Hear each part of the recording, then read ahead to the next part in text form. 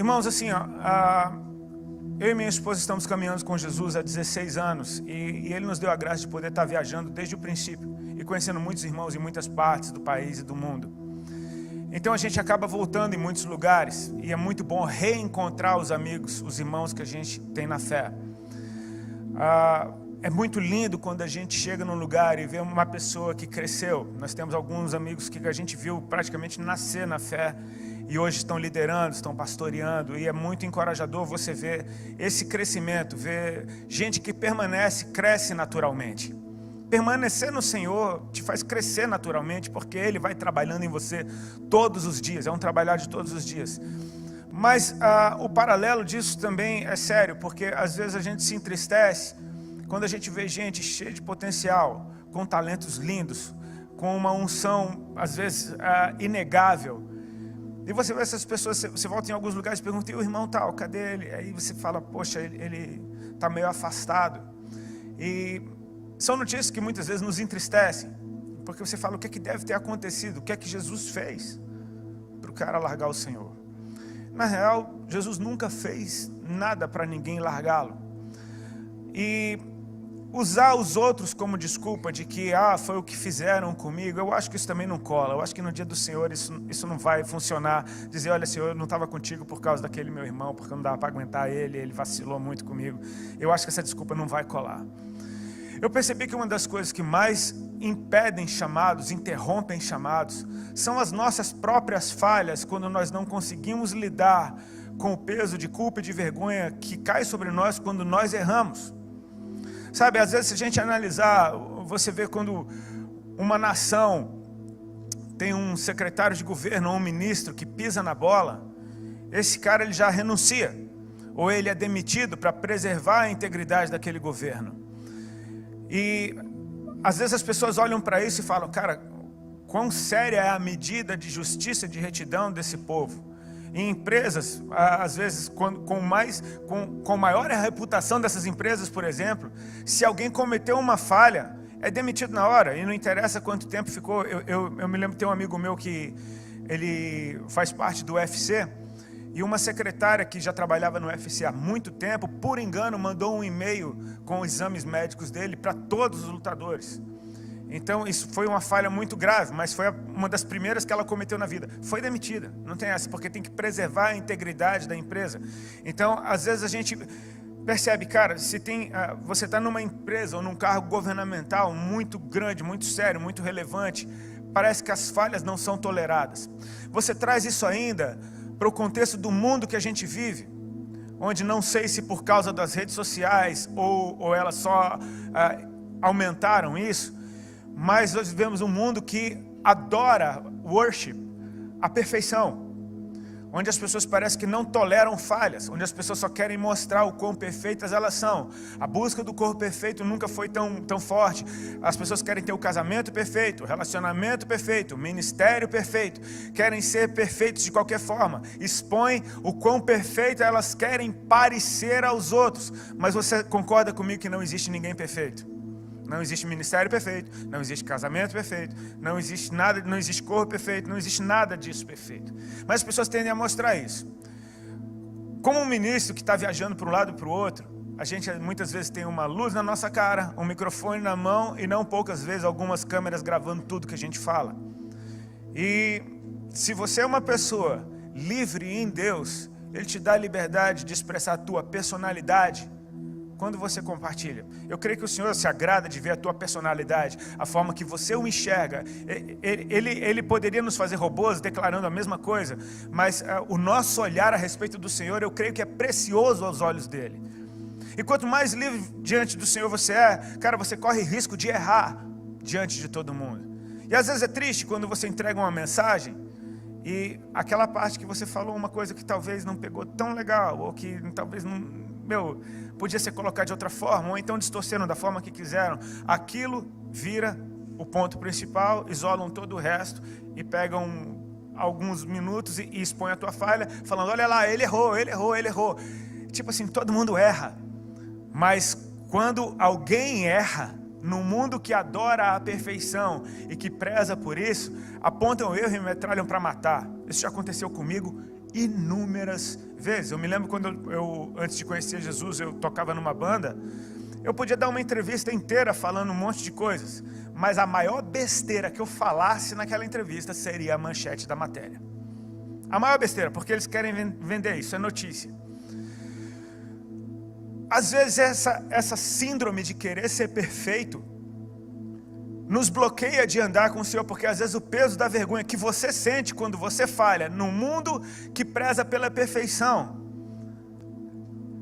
ainda mais servindo a um Deus que é perfeito. Agora você pega toda aquela conversa que eu falei de governos e de empresas. Imagina, o Senhor do universo, o Deus todo-poderoso, aquele que é perfeito, nele não há falha alguma. Ele te chamou para operar junto com ele, sabendo que você falha. Sabendo que você falha, que você já falhou, que você pode estar falhando nesse momento e que você ainda vai falhar muitas vezes na tua vida. O meu Deus não teve problema de me convocar para andar com Ele, de me convidar para andar com Ele, sabendo do quão falho eu sou. Às vezes a luta que a gente tem é de acreditar que esse amor é tão grande que é capaz de nos perdoar de todas as nossas falhas para nos ter sempre com Ele. Apesar daquelas que já vieram, apesar daquelas que ainda virão. Deixa eu te dar uma boa notícia, elas ainda virão. É boa notícia, sabe por quê? Porque Deus não deixa de te amar, mesmo quando elas vierem. Eu acho incrível, eu sou muito fã do meu Deus. Porque Ele se garante. Ele fala, eu te chamo para andar comigo, eu sei que você vai falhar, e quando você falhar, eu continuo te usando. Você não tem o poder de atrapalhar a minha obra, porque a obra é minha. Você só atrapalha a minha obra se você acreditar nas mentiras do diabo e parar quando eu não te mandei parar. Sabe, muitas surras que a gente leva são didáticas. A gente aprende. E muitas das vezes as situações que a gente passa, que são humilhantes por causa das nossas falhas, produzem uma coisa muito linda dentro de nós: humildade. E quanto mais humildade você tiver, mais força você tem para continuar caminhando com esse Deus. Paulo fala, eu me glorio nas minhas fraquezas. E é muito louco você falar, como assim se gloriar nas fraquezas? Cara, as minhas fraquezas, no mínimo, expõem as áreas onde eu sou completamente dependente de Deus.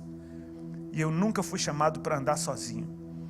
Agora, isso é muito lindo, porque quem olha de fora, vê alguém andando com Jesus, e vê Deus operando através da vida dele, e vê Deus fazendo coisas incríveis através da vida dele, coisas que só podem apontar para o Senhor, porque você conhece aquele cara e você fala, não pode ser ele, só pode ser Deus na vida dele. E de repente ele falha, mas se ele entende o papel que ele tem no Senhor e quão poderoso o Senhor é para nos restaurar e empoderar de novo, você vê esse cara depois do seu erro fluindo de novo, e você fala, como é que isso pode acontecer? Foi aí que eu comecei a olhar para a ceia do Senhor de uma forma completamente diferente, porque é um evento poderoso para te restaurar e empoderar numa velocidade que você não consegue assimilar. Sabe, o corpo de Cristo, parece que quando nós estamos em comunhão uns com os outros, isso nos cura. Às vezes um membro doente, uma laranja podre, apodrece todo o saco de laranja, é o que a gente ouve na vida. Cara, mas se um membro doente chega dentro de um corpo sadio, ele fica sadio. Porque o corpo de Cristo é assim, uma mulher com fluxo de sangue tocou nele, ela era considerada impura e ele estava indo para a casa do principal da sinagoga, Jairo. Ou seja, esse cara sabia que uma mulher impura, se tocasse alguém, esse alguém seria impuro.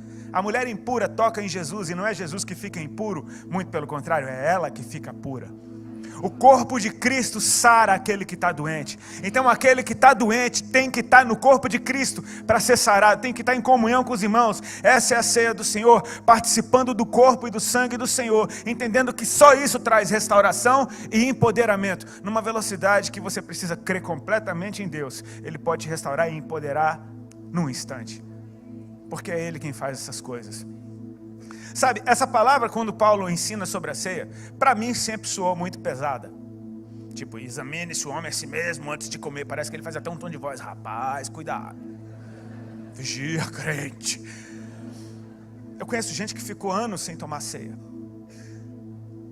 porque eu estou em pecado. É algo que traz temor.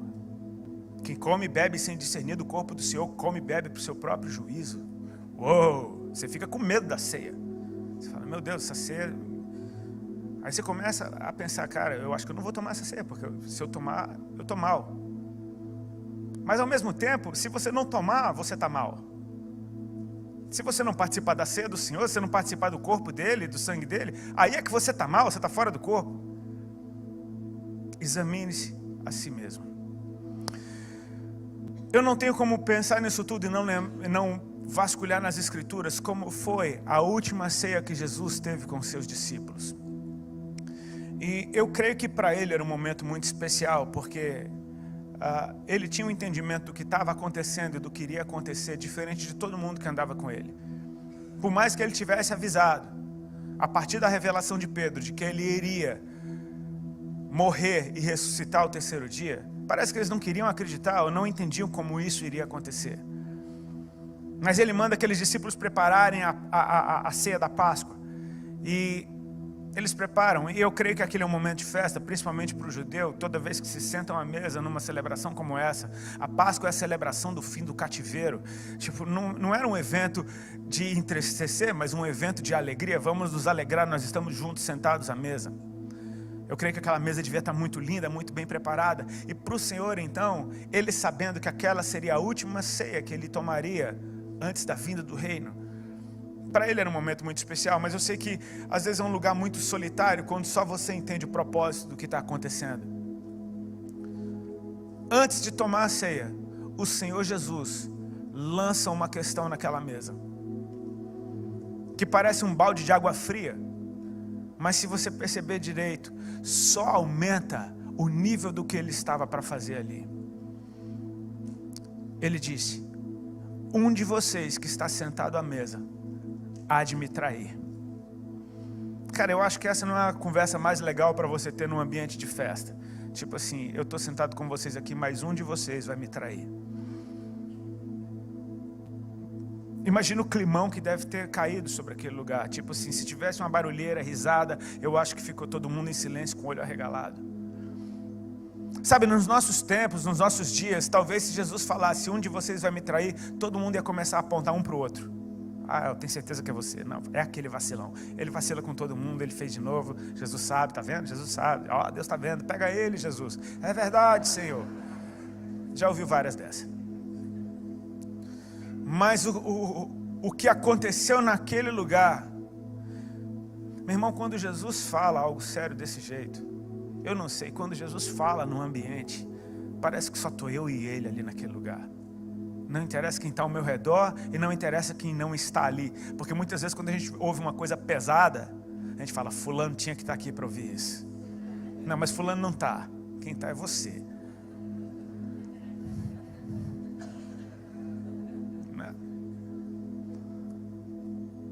Quando Deus fala alguma coisa, é para mim que Ele está falando. É para mim que Ele está falando. E a atitude daqueles discípulos, então, ela é constrangedora. Porque a Bíblia diz que após Jesus dizer, um de vocês vai me trair, um a um foi até Ele e perguntava, porventura sou eu, Senhor? Olha o entendimento, a consciência que caiu sobre os discípulos. Sou eu? Se expondo diante de todo mundo e principalmente diante dele, saindo do seu lugar e indo até ele para perguntar, sou eu? Sabe, porque Jesus disse, um de vocês vai me trair, ele não disse quem era. Seria muito mais fácil ele falar, olha, eu estou aqui sentado com vocês, mas está ligado naquele cara ali, cuidado com ele. Ele não fez isso, ele falou, um de vocês vai me trair, ou seja, pode ser qualquer um. E a gente não entende o nível de traição com o qual ele estava falando, ou seja, pode ser qualquer atitude que tenha soado como traição para o Senhor. Ou seja, nessa mesa Jesus lança uma questão a respeito de infidelidade. Tem um infiel aqui dentro. E todos começaram a perguntar, porventura sou eu? Eu percebo a motivação dentro do coração deles. Senhor, se sou eu, me fala. E me fala o que é. Porque eu estou na tua mesa. o Senhor já sabia disso antes de ter lugar para mim nessa mesa. Você entende isso? Que tem uma mesa na qual você se assenta com Ele, e tem traidor naquela mesa, e tem lugar para o traidor também. Mas houve uma disposição naqueles corações de dizer: Senhor, se sou eu estou disposto a mudar aqui agora, porque eu não quero ser o traidor. Isso é o examinar a si mesmo.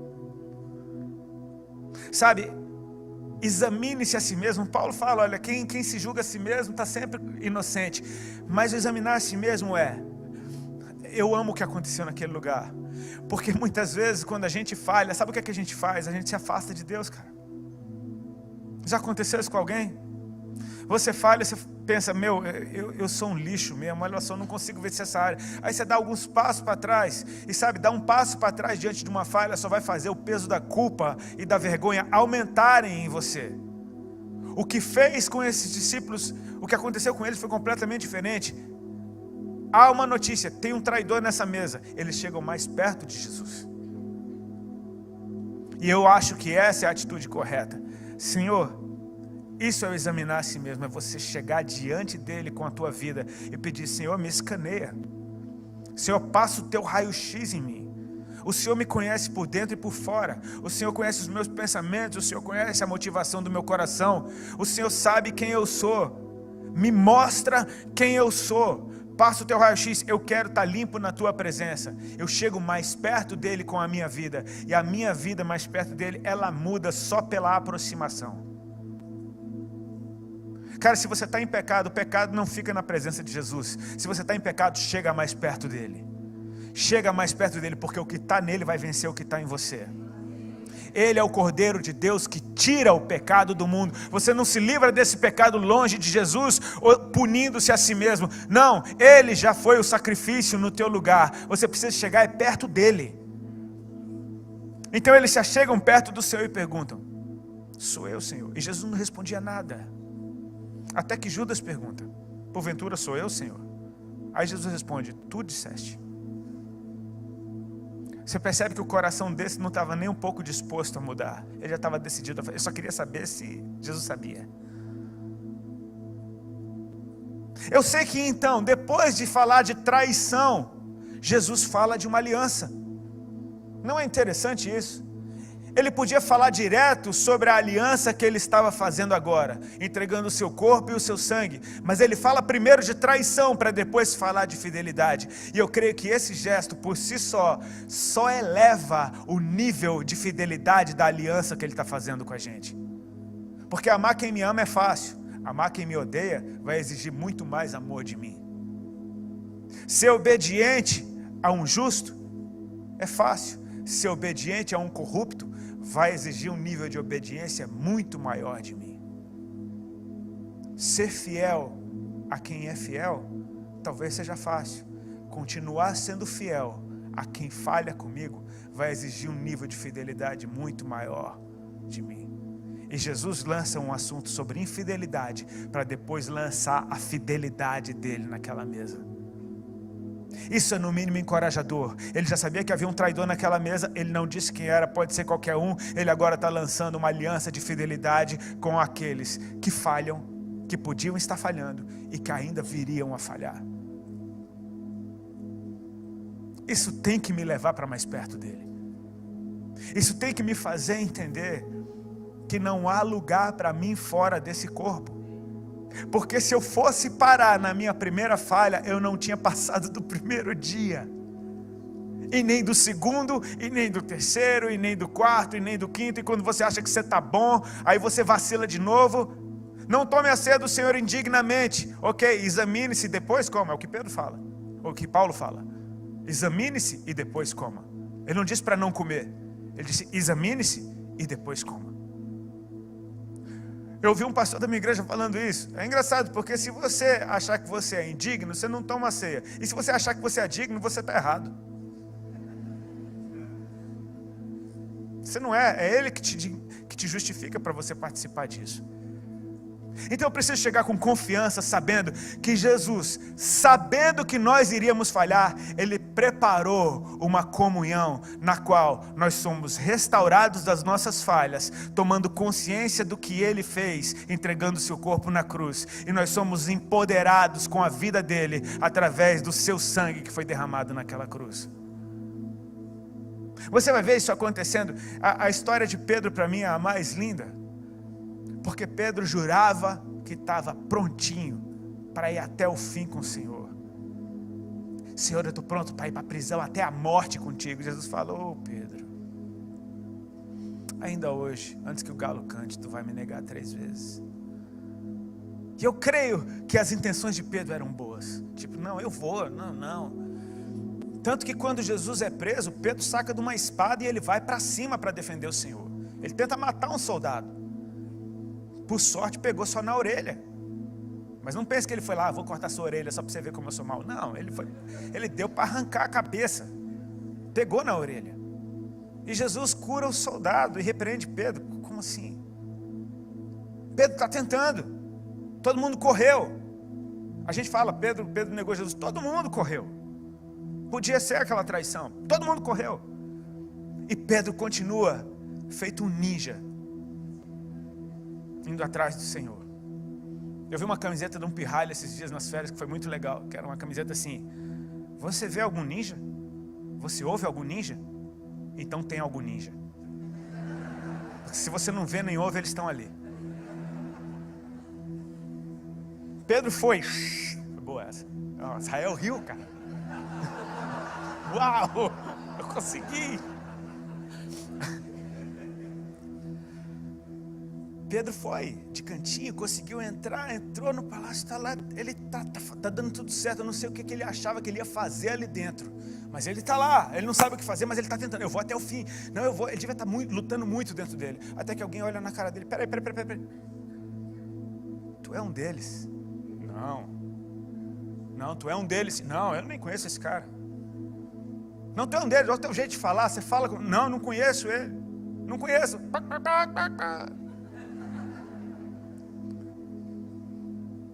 E de repente a Bíblia diz que os olhos de ambos se cruzaram, Jesus e Pedro. E Pedro chorou amargamente, cara. E soube quem ele era naquela hora. Mas sabe, a gente tem uma visão muito religiosa dos eventos e acha que Jesus olhou para a cara de Pedro falando: tá vendo? Vacilão. Me negou até você, tá vendo? Eu creio que os olhos do Senhor eram olhos de amor, cara. Eu creio que o que constrange é Pedro negar Jesus, olhar nos olhos dele e o amor ainda está ali, olhando para ele, falando: Pedro, fica de boa. Eu tenho que fazer isso só, cara. Eu ainda te amo. Perceber que o amor ainda está ali, você negou o amor e o amor continua te amando, e você vacilou mesmo depois de tudo que ele fez por você, ele continua te amando, e você pensa: eu já não presto mais para nada, eu vou me matar que nem Judas, e o amor está falando: não, fica firme, isso ainda vai ser muito útil, eu conto com você. Como assim eu sou um vacilão?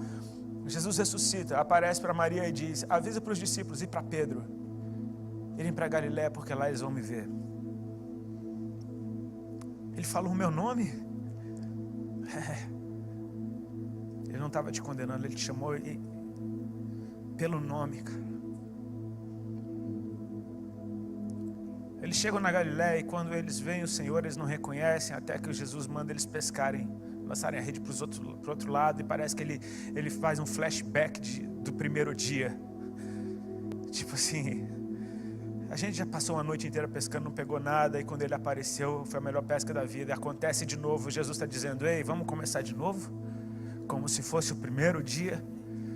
Vocês têm alguma coisa de comer? Não pegamos nada. Quando eles chegam na praia, Jesus já tem peixe para eles. Tipo assim, eu só estou querendo que você saiba que agora está muito melhor do que já foi. Agora você vai conhecer a minha misericórdia. Você vai conhecer minha graça num nível que você nunca conheceu antes. Agora sim você vai poder dizer que me conhece. Você me ama? O senhor sabe, né? Que não é aquele amor todo, mas eu te amo. Apacenta as minhas ovelhas. Está de boa. Você me ama? O Senhor sabe que eu te acho muito bacana. Apacenta as minhas ovelhas. Aí Jesus pergunta pela terceira vez, usando essa palavra, o filéu em grego: você me acha bacana, pelo menos? E aí Pedro se entristeceu e falou: meu amor por ti é esse. Jesus não está interessado se o teu amor é grande, querido. Ele está interessado se o teu amor é real. Ele é real? Tem amor de verdade dentro de você por Ele? Com a música que a Zoe cantou, tem um amor dentro de mim que só você conhece. É real, porque se é real, Ele vai crescer. Se é real, continua, porque Ele vai crescer e você vai chegar até o fim. Um dia você vai morrer por mim como você achava que estava pronto. Fica tranquilo. Um dia esse amor cresce. Sabe, o Senhor está nos chamando para um tempo, queridos, que se a igreja soubesse que a comunhão do corpo de Cristo, em memória do que Ele fez, da sua morte e ressurreição, de como isso nos cura, de como isso nos sara. Eu posso ter chegado aqui podre, mas se eu tomo consciência de que eu estou no corpo de Cristo e que Ele morreu pelos meus pecados e que o sangue dele me dá vida, cara, eu saio daqui empoderado e restaurado de novo para fazer coisas ainda maiores do que eu posso ter feito um dia na minha vida. Não é tempo de parar. É tempo de ter perdão dentro do nosso coração. É tempo de parar de atirar nos nossos irmãos que falharam, porque parece que isso nos protege. Quando eu vejo gente legalista demais, eu já penso: está escondendo alguma coisa. Tem alguma coisa escondida, ele está atacando em todo mundo para ver se ninguém olha o que tem dentro dele. Queridos, atacar o pecado não faz de você menos pecador. Exaltar a santidade de Jesus, a sua graça e misericórdia, sim, isso te cura. Sabe, já é tempo da gente evangelizar mostrando mais Jesus e menos pecado. Não que o pecado não exista, mas eu não preciso destruir o cara para dizer que ele precisa de Jesus. Eu só preciso dizer quanto Jesus é bom, e aí todas as pessoas saberão: Ele é muito melhor do que eu. Ele está nos chamando, querido, para viver um novo tempo de restauração, sabe? Você errou, isso está pesando sobre você. Realmente o pecado, ele nos envergonha, ele nos suja. Mas se esse pecado tivesse poder para me parar, não tinha um servindo a Jesus nesse tempo. Ele preparou saúde no seu corpo, para que a gente possa chegar, se limpar e sair daqui mais vivo do que nunca.